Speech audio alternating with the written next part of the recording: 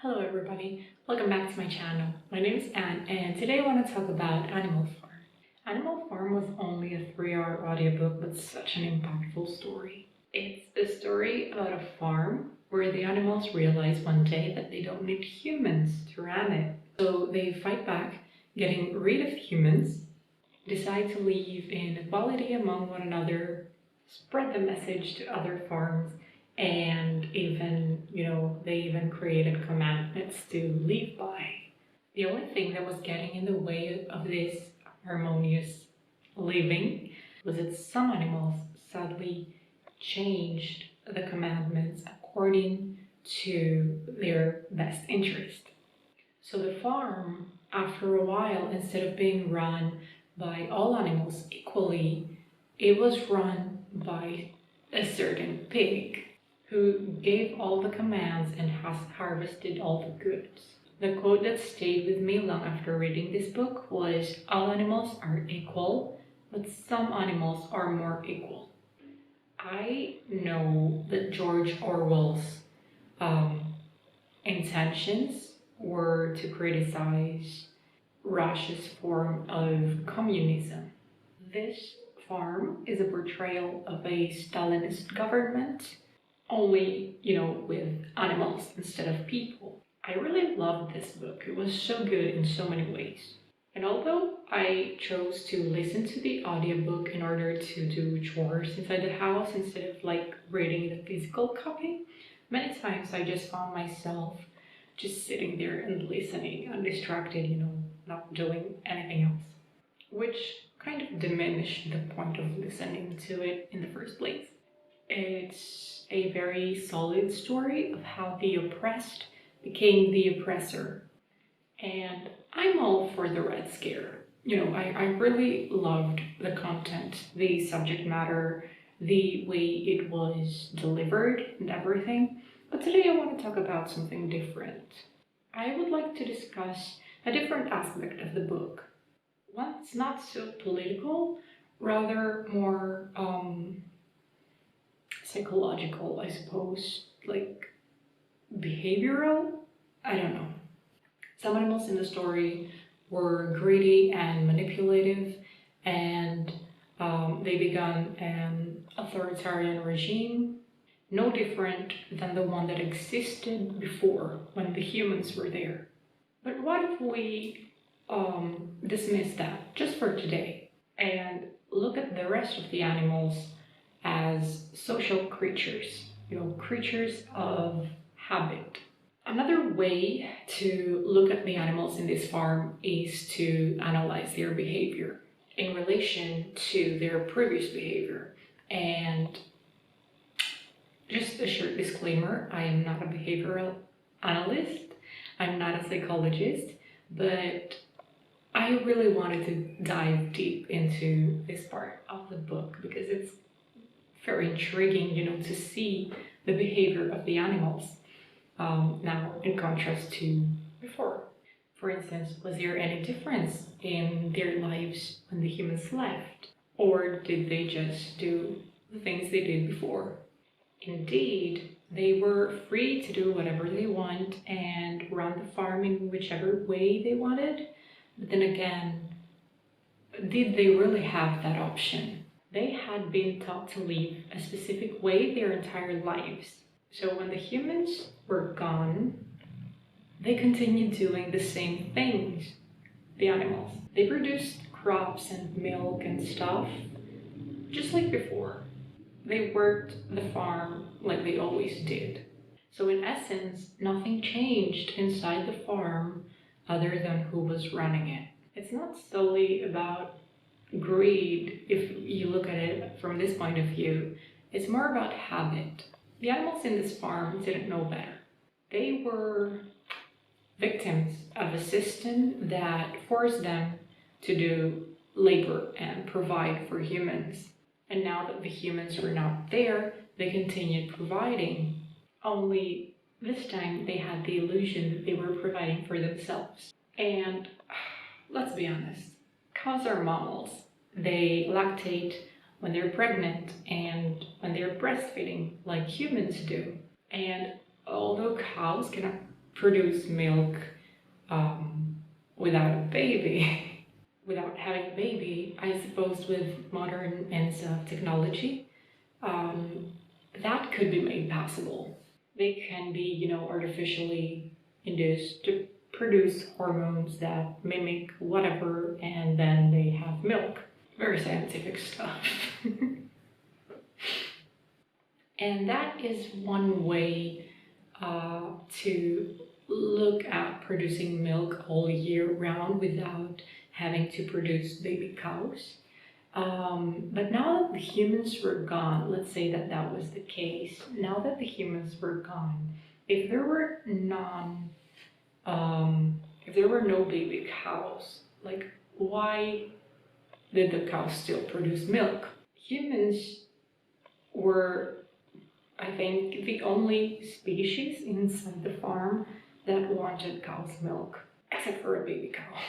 Moreover, even if they could produce milk all the time, let's say they could, for the sake of this argument, and there were no baby cows around to drink that milk, why would the rest of the animals want it?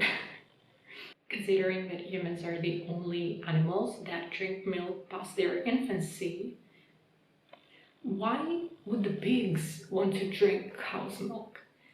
I don't know, it doesn't make sense. And this opens up more questions, like, did the pigs drink cow's milk even before, when the humans were still there? Did they all? I mean, or like, were they just trying to imitate humans?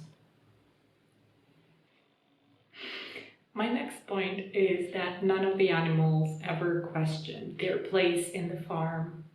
For instance, why did the cows, say, give their milk away, and why did the hens give their eggs away? They never questioned that. Even after, I mean, they've been doing it their whole lives without knowing why. And now that humans had left, they still continue to do that without knowing why, and they never question it. Now that humans were gone and the exploitation was over, you'd expect them to kind of like think twice before doing anything. Didn't they consider the fact that maybe eggs could just become chicks or something, if not eaten by a fox? I don't know. Now that humans were gone, nobody else would want them inside the farm. I mean, this kind of bugs me because they really never questioned it. Just thinking about it logically, it doesn't make sense. Even the fact that they grew crops and then they sold them to humans, like, why would they do that? I mean, the farmers, okay, the humans, they would grow crops, feed some to the animals, and then sell the rest. But why did the animals do that? Why didn't they just keep it and, have it all for themselves? The only reason behind this that I could think of, anyway, is that probably they didn't know any better. You cannot take someone who's lived their life a certain way for years and years on end and tell them now that they're free to do whatever they want.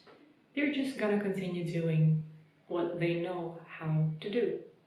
Because no one is really free. We're all just, victims and products of indoctrination of some sort, depending on the way we grew up. And none of our opinions are truly our own. And if things are being done a certain way for ages, it's very difficult to question, let alone criticize those habits. Living our entire lives in a capitalist economy, it's very difficult to picture a world without it, for instance. And even the people, say, that are fed up with private companies and the corporate world and everything, what they end up doing is they quit their jobs and start their own company, which is like fighting capitalism with capitalism. But that's only because, like, it's all we know, it's all we've seen. We haven't seen in our lifetime another um, economic system put to work. I mean, I haven't seen any. For instance, when religion is ingrained in our traditions, in our culture, and in our government in most countries, it's very difficult, if not impossible, to picture a life without it, without organized religion. I have cousins in Albania who didn't go to school because they were girls and they're older than me. Like, this doesn't happen anymore, and I really hope it doesn't happen now. But I have these older cousins that weren't able to go to school because of their gender. I can't wrap my head around that because I grew up in a totally different world. Even something as silly as astrology has deeply shaped the way we think. And the internet, for God's sake. I was lucky enough to have lived the first years of my life without internet, and now look at, a world that is that revolves around internet. So I have kind of seen both worlds, but it makes me wonder, like, if will my it makes me wonder, like, will my children be able to picture a world without it? And can I explain to my grandpa what it is? Climate change, another hot topic. Experts have been warning us for years, and yet we have non-experts go about in the media telling us that it's not true. And this creates confusion in the public, and the public that has lived a certain life, taking water for granted, and plastic. Plastic is everywhere. Like, many people cannot imagine a life without plastic or without water, which will probably be the case in some years. Very optimistic. My point is that it's very difficult to visualize a world that is different from what we're used to. So we're stuck doing the things we know well, even if it's just out of nostalgia or habit, and even if it's not relevant anymore. And that's exactly what happened to the animals in this farm. They continued doing everything out of habit, even though it wasn't relevant anymore. And I think all of us are guilty of doing that. I mean, for me, I recently recognized this on myself, like in the last years during my PhD. Whenever I'm in a rut or lack motivation, I start behaving as a kid. Let me explain. I copy my schedule from when I was a kid, especially when I was in middle school. I know it sounds silly, but it kind of brings this nostalgia. When I follow my childhood or teenage routine. I used to watch TV after school, and although I don't have a TV now, I like to watch an episode or two on Netflix of whatever I'm currently watching. And then back then, I would have sports or a foreign language to learn, or stuff like that, which I don't do anymore. So now I would choose to work out or do chores in my home or cook, stuff like that. And then late at night, I would sit down and study, and always with a hot cup of tea, and some lit candles, and I would just create this atmosphere like I'm studying now. And whenever I lack motivation in my PhD, I do that still. I would sit down at night in silence with a cup of tea and candles and just study. And it helps me.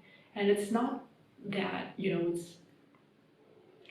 this is coming from a morning person. And this is coming also from a person who's not living alone. So usually in the night, there would be some noise in or around the apartment. So it's not like it's the best time to study, but it kind of sets the tone, it sets the mood to study better. I don't know if that made any sense. My point is that humans do many things out of habit because it's the only way we've ever known.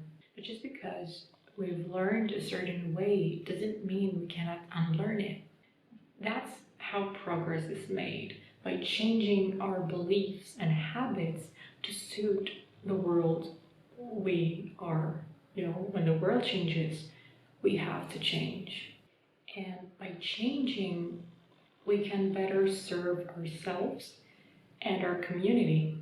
In the case of Animal Farm, the animals didn't change the way they think. They didn't question the norm, not a single time, and they didn't criticize, nothing. Even when the commandments changed, they didn't question it. I mean, they thought about it, they questioned their memory for like 2 seconds. They're like, oh, I thought it said something else yesterday. But they never actually questioned the animals who were supposedly in charge, but also who were supposedly not supposed to be in charge. And then they continued doing what they knew how to do well. Just be farm animals. Anyway, that's it for today. I hope you enjoyed my take on Animal Farm. I really didn't want to talk about politics today, but I wanted to dive deeper into, the behavior of the rest of the animals, like, except for the pigs. I don't talk about the pigs at all. But yeah, I hope you like my review, and I'll see you next week. Bye-bye.